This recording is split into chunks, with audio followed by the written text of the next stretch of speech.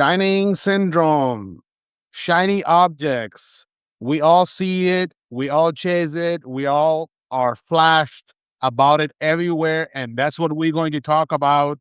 Is it a good? Is it a bad? If it becomes a bad habit, we're going to know from this author. Hi, I'm Nasir Qureshi, Realtor Daddy on Wisdom Wednesday TV talk show on Roku and Fire TV, Unimix, and YouTube. And we have a special guest here, a great, reputable author, Mr. Foley Smith. How are you, sir?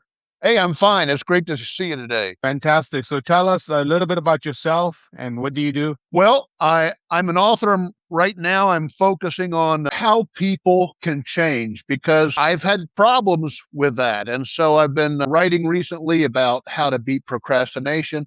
And I've realized I don't really have a diagnosis, but I'm sort of in that neurodivergent spectrum. So I'm writing about how folks who seem easily distracted can stay on track. And that's why this special online product, How to Kill Shiny Object Syndrome, is really a labor of love. And it's my way of saying, hey, Foley, don't chase every crazy thing that crosses your screen today. Great. So I have your book pulled up here. Let's take a look and then you walk us through and talk a little bit about this. First of all, tell us a little bit about, the book and go ahead, please. Sure. How to Kill Shiny Object Syndrome was really something that came to help me because I think people feel like, oh, I'm such a failure. I can't stay on track.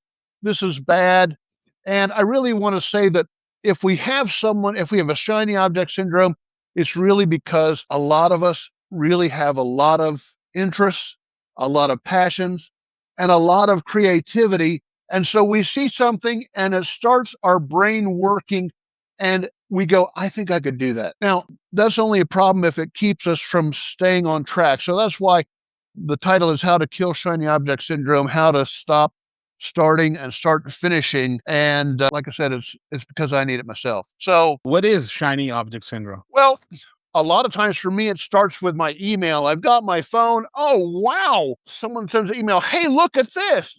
Oh my gosh, this is the greatest opportunity since sliced bread. Oh, wow. And so my mind starts churning and these dopamine starts flowing. It's like, oh, wow, that is just the neatest thing. And so that's how shiny object syndrome starts for me. But it could be a TV. You could just be driving around and say, boy, if I had that business, I could do that so much better. It varies for everybody, but it's usually like this dopamine rush that says, hey, you need to do that. Oh, unfortunately, you've started 25 other things and none of them are getting done. Yeah.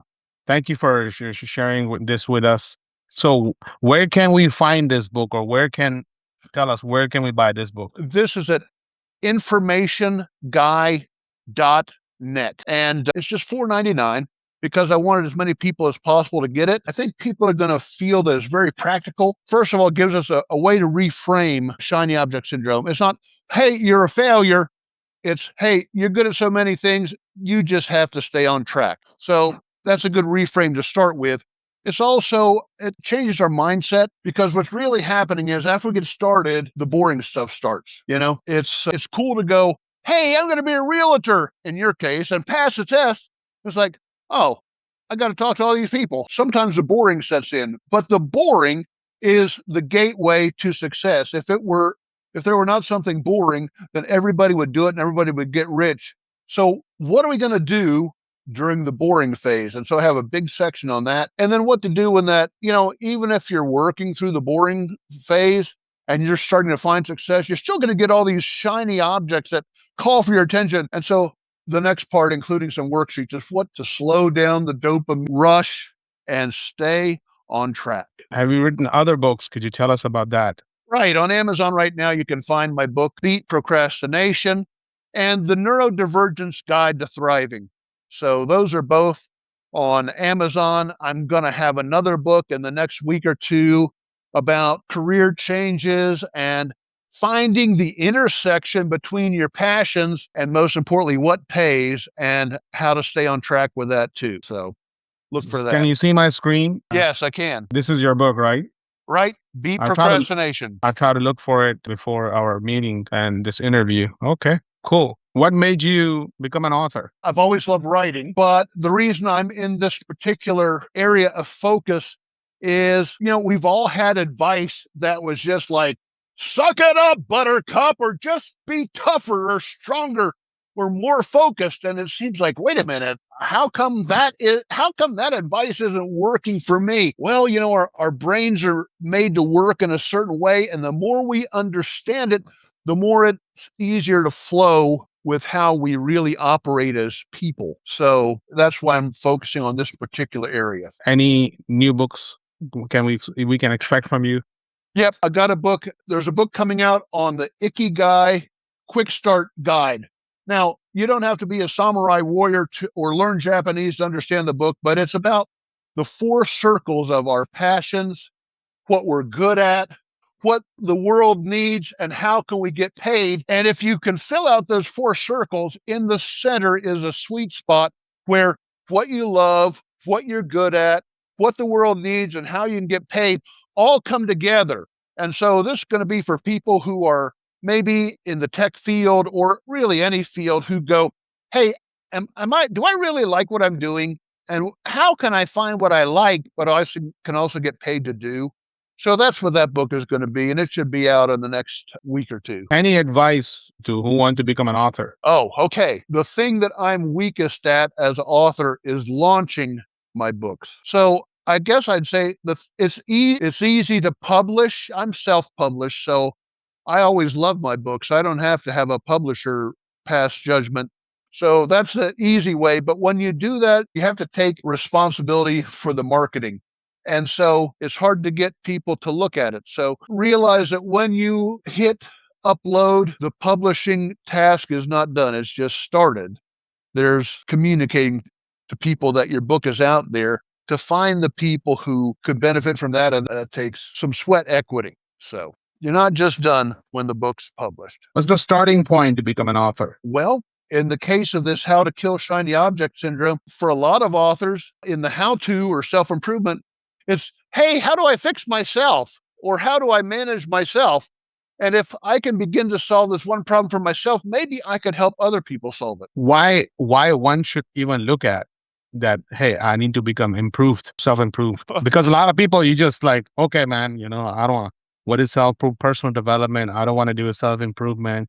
I don't have time. And to those people, what do you say? Well, I think you probably know if you're struggling with shiny object syndrome because you're never doing the same thing long enough to hit a critical mass.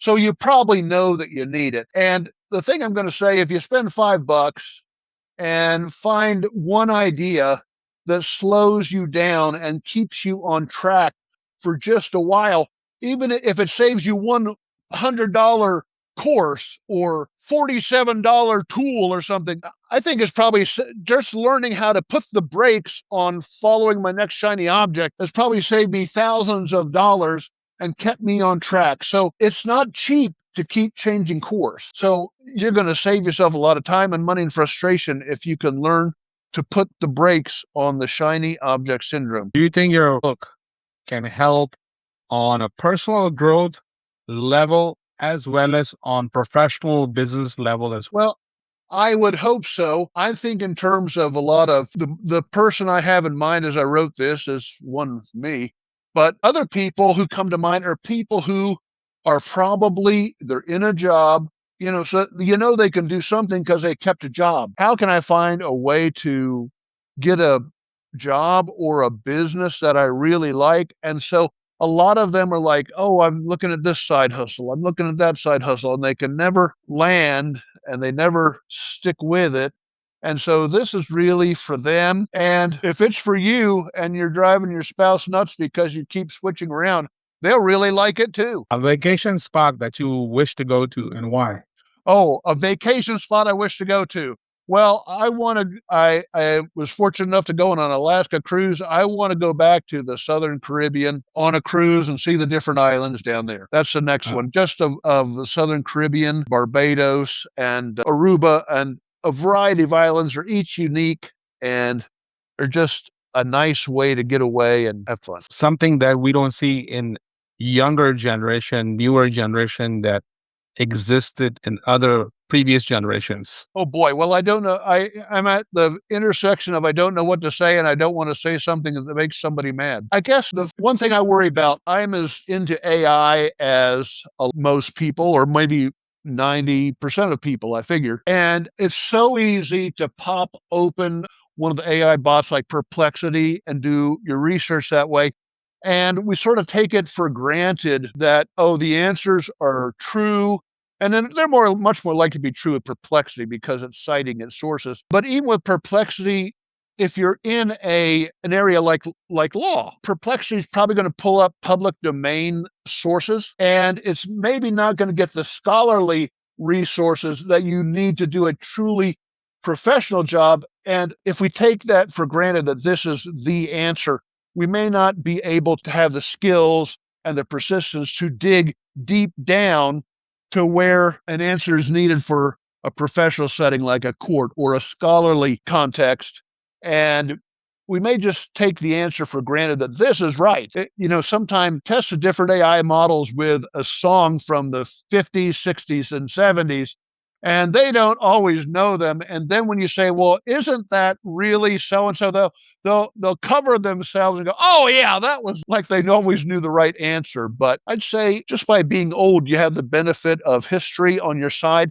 And I'd say that maybe young folks aren't as used to challenging the results of technology as maybe I hope I am. One last question that I ask every single guest been on my show is this: what is one message to the world from you? Well, in light of this book today, I would say that if you're struggling with shiny object syndrome, it's because you were created in the image of God, and He created you with a perspective, a delight in different things, and that's a gift from God to nourish. And it's also the gift of God to learn how to focus so that what you do in life, in the world, matters and is a blessing. It glorifies God, but also is a blessing to other people. And so the things I'm writing, sure, I like to open up the website at Amazon and go, oh boy, I sold another book. But I'm also hoping that on the other end, there's someone who's going, oh, my life is a little bit better because of what happened there in that book. So that's what I'd say. Well, thank you so much, sir, for spending time with us.